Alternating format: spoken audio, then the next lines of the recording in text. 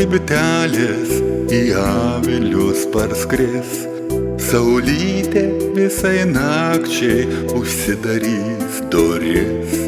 Dienos laivelis tolsta pro sutemas žalias ir mėnesėlis gainioja po dangų žvaigždeles.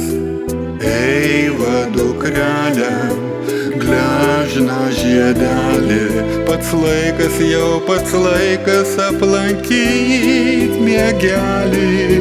Švelnu tarsi paukštis, lengva tarsi sparnas, marga tarsi plunksna, šilta tarsi pūkas.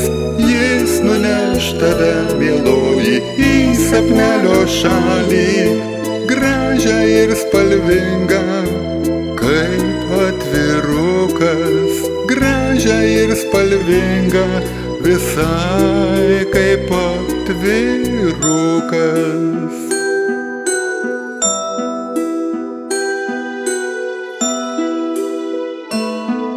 Sutemo regis miega svajonių aitvarai, pavargę nuo žaidimų, kaip ir kiti žaislai. Tik kaipgi jie užmiega, žaislai su aitvarais, jei nieks jiems nedainuoja lopšinių vakarais. Eiva dukrelė, mielas vaikeli, kai eisi per sapnų sapnelį, būtinai kaip mažą vaikišką stebuklą veskis už rankytės ir lopšinę. Kai gražiai sapnuosi mamytę ir tėvelį, lėlę, gėlę, pasakėlę ir tėvynę.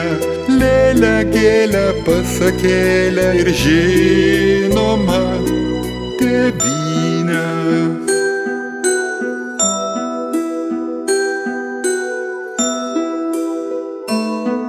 Praaušo ir jau keliasi knygelės ir žaislai, visi net tie, kas vakar gulėsi vėlai.